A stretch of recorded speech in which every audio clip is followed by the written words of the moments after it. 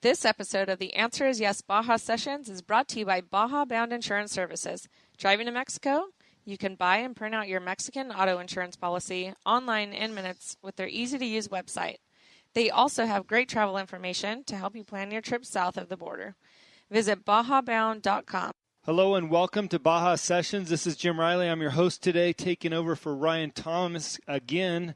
Guy's still in Scorpion Bay surfing down there. Maybe he's coming back home this week, but who knows? Happy to be here and happy to have my guests on the line. I've got a couple friends from Rugged Radio. How you guys doing today? Good, fantastic. Yep. How you doing? I'm doing good, man. I'm happy to have you guys on the phone. So, Steve, I reached out to you, and you said there's no way I'm doing this alone. You got scared, right? Yeah, exactly. Well, I need my co-driver. So Steve, the two Steves are here. That's right. Steve Gonzalez and Steve Bouchard. Yep, Steve squared, if you will. There is a taco named after us. There is a taco, yeah. Anyway, it's just we work best together for sure. I always love it when I get a team. It makes for a better interview, and I can already tell this is going to be a shit show on the air today. You're welcome already. Okay. So, when we have a saying, when there's blood in the streets, that's when we do our best work. So bring the shit show on. Well, for the listeners that don't know, I met you guys many years ago when I was racing the Spec Trophy truck. You guys are with Rugged Radios. You've done a phenomenal job in the industry just across the board. And you guys were so gracious to pick us up as a team and give us some support. What I really loved about your approach then, and look, by the way, you've got great products, but it was about the team of people that were there and the level of service that you guys gave. And I just couldn't believe your approach towards that. Could you just touch on that real quick? I mean, look, we don't want to make this a commercial about Rugged, but, man, you guys are just you're living and breathing customer service. Yeah, well, living and breathing, that's it. So the coolest part is we're enthusiasts. You know, we're out doing it. We've all got our little pre-runners. We've all done our stint in desert racing and off-road stuff. I've been in it my whole life. Everything from my dad racing the first mid 400 on an old Hodaka 100. Because it wasn't old then, it was new then. But so I've kind of lived and breathed the desert dust my whole life. Well, and not just desert. I mean,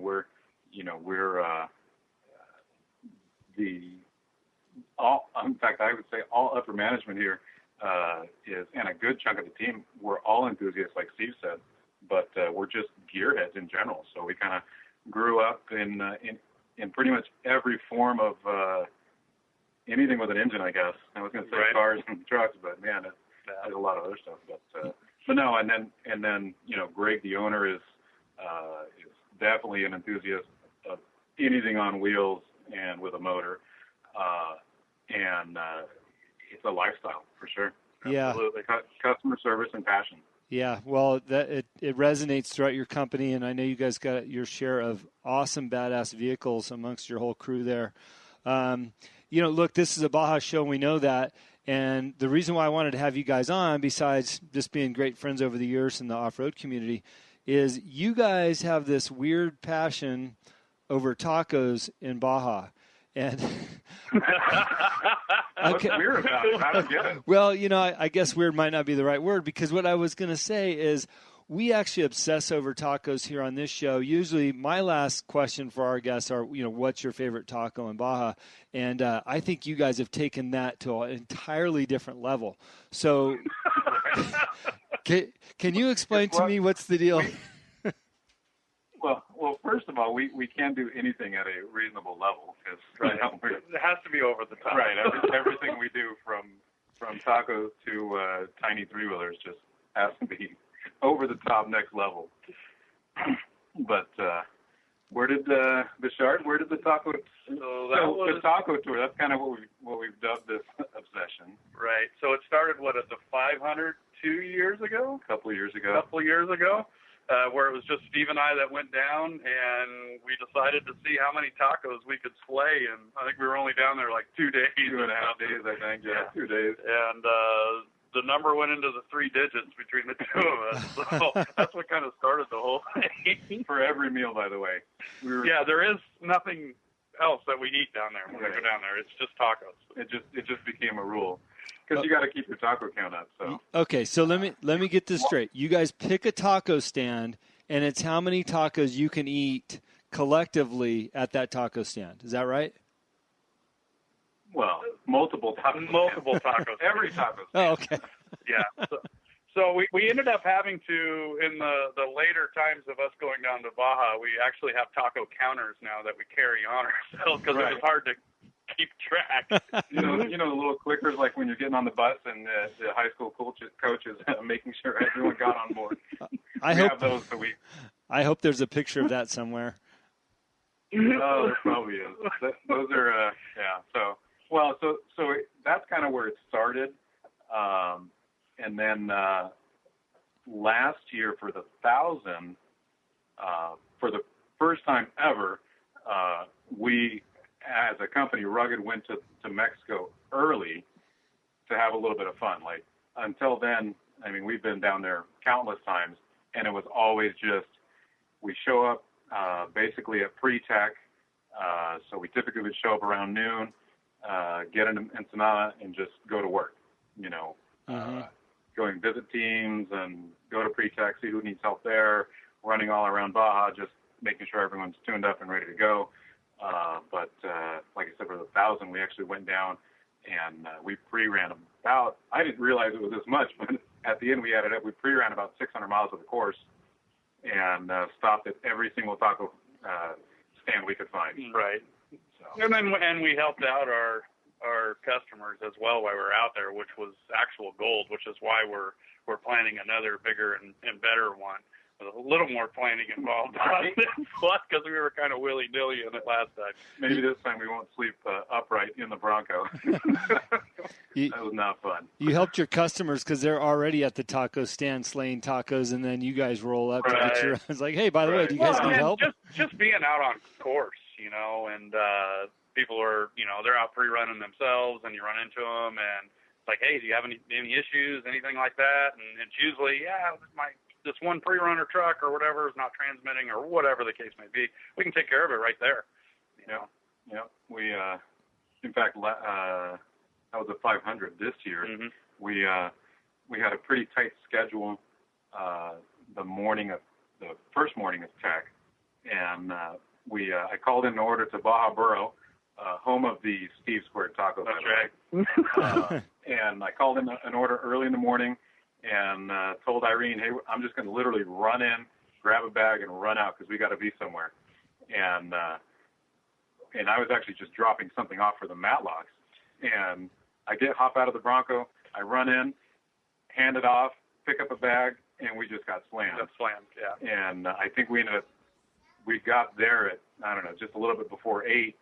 And didn't leave there until about 1:30 or 2 after. We had breakfast and lunch at the Burro. Yeah, we were just slammed by and anyone and everyone just saw us and, oh, man, I need help. I need this. And what are we going to do? We don't turn anyone away. If anyone needs help, I don't care who you are or what you run, we're going to help. Yeah. So it was fun.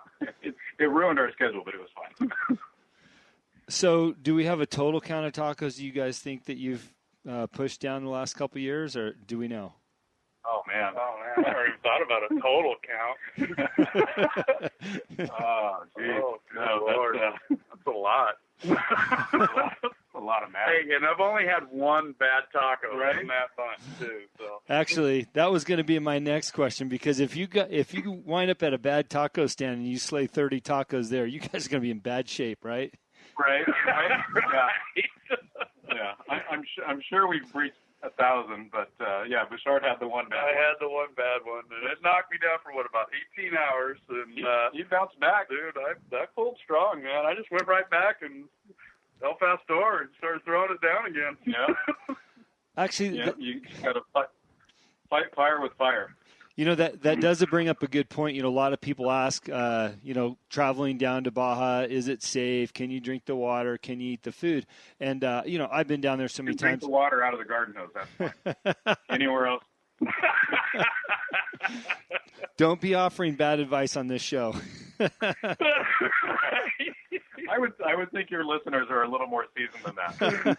Well, we do have a lot of first timers. We get a lot of people that listen that want to go down there. So right. We'll give only accurate advice. Right. Unless it's funny, then we won't.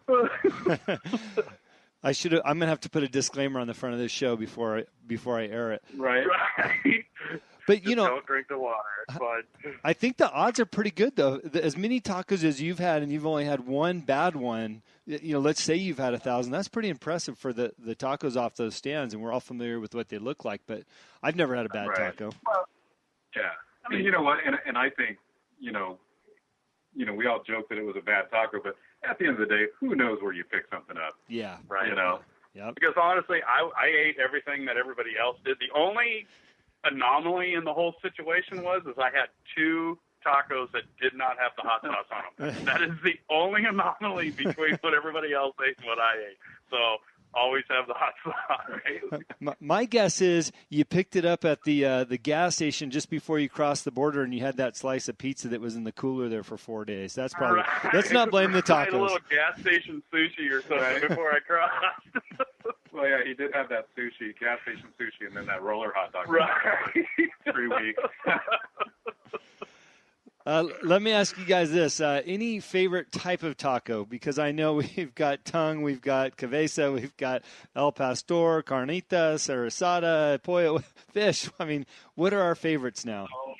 It depends on the stand, actually. It really does. Yeah, sure. I mean, Valley Tea with pastor or with asada is fantastic, which most people know about. Yeah. The burro, everything at the burro is good, but the Steve Square is phenomenal. The Steve. Well, okay, what's the Steve Square, right? Yeah, for me, it's asada is like my go-to, but man, it just like Steve said, it just depends on the stand. Yeah. I love a good pastor taco, man. Oh, man. I will eat those all day long. Okay, so let's talk about, you've mentioned the burro a few times. Is that your favorite stand? Or, is it the one, everybody talks about the stand over in Valley T. I like the El Tralero, just as your north side of Ensenada. Yep. That's another fave. Yep. We love that. That's my pastor place right there. Right. Yeah.